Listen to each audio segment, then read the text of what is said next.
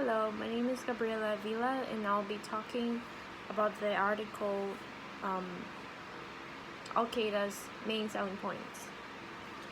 Now, the main point of this article is to argue how Al-Qaeda has maintained its popularity along all these years.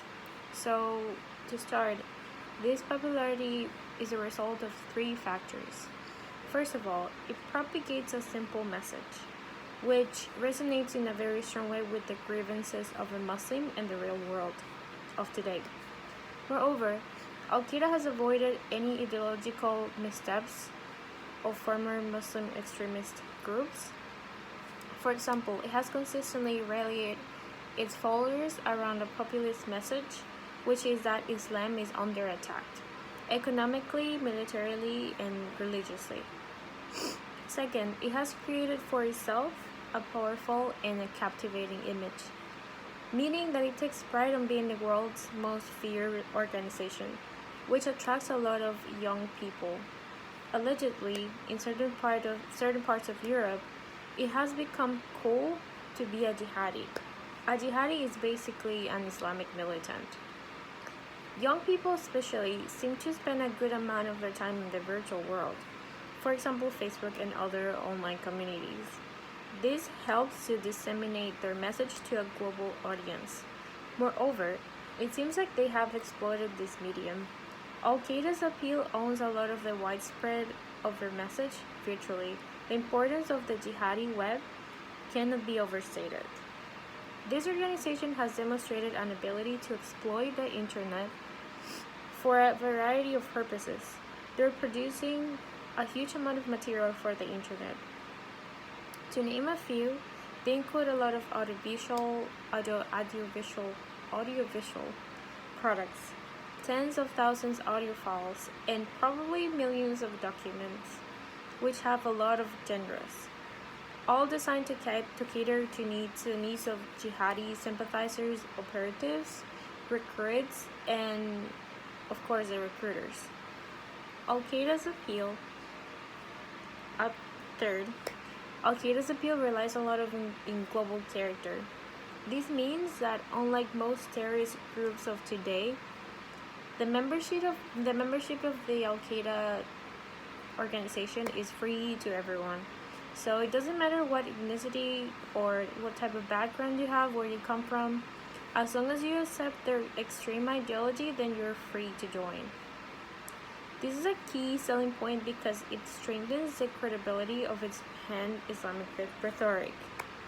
When saying that this is very different from the usual extremist groups, what I mean is that most Muslim extremist groups wouldn't allow foreigners in their ranks. Other than that, the organization has worked consistently over the past 2 decades to establish cooperative networks with other extremist Muslim groups in any parts of the world, from Southeast Asia to Northern Africa. Next, I will highlight the different other key points that I found important from this article. Starting with the fact that Muslims wouldn't sacrifice themselves for the abstract notion of an Islamic utopia, if that makes sense. This ties with the often misunderstanding that all Muslims are with the extreme ideologies of Islam and that hence they're all terrorists. Now, Muslims wouldn't sacrifice themselves for Islam.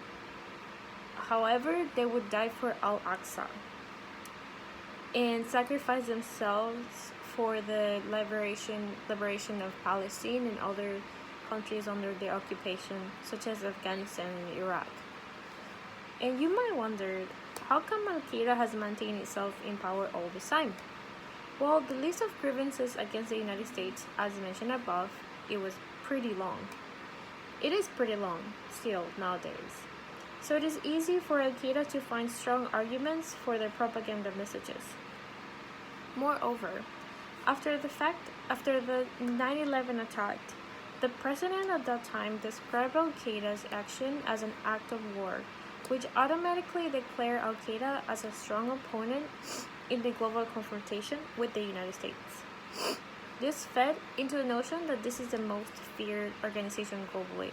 Needless to say, this contributed greatly to skyrocketing Al-Qaeda's popularity, at least for a while, and making a brand out of its name, making it also the strongest in the market. The attack of the 9/11 also elevated Al-Qaeda's between its allies, giving it a vanguard status among Muslim extremist groups. However, when it comes to the possible weakness that Al-Qaeda's group has, there are different reasons or different weaknesses. One of them is definitely that their targeting of civilians is very difficult to justify. This meaning that there's no exact pattern of who they target or what type of civilians they go for. In the last years, though, public outrage against Al-Qaeda related violence has become more visible. Second, it seems like Al-Qaeda is not really willing to prepare for a future transition to politics, meaning that it doesn't seem like there can be any diplomatic approach, and this solemnly relies on unjustified violence. Now, what I'm trying to say here is that it doesn't seem like Al-Qaeda wants to get into any middle ground with the United States. That if the United States ever wants to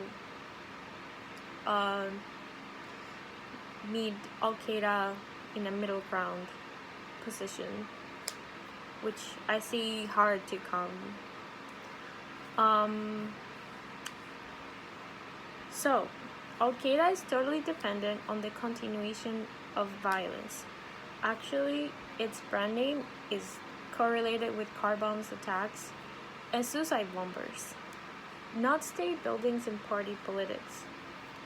As well, Bin Laden has suggested, when he was alive, Bin Laden suggested that Al-Qaeda's victory was to simply inflict pain and economic losses on the enemy and undermine its political resolve.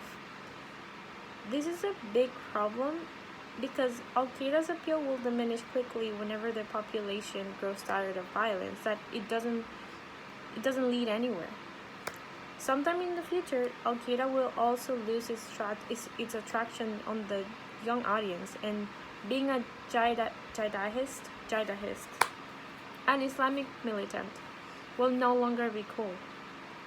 It seems that already in countries such as Indonesia, Jordan, Lebanon, Morocco, Pakistan, and Turkey, Al-Qaeda's popularity has declined since 2002, according to the 2005 Pew Global Attitudes Survey.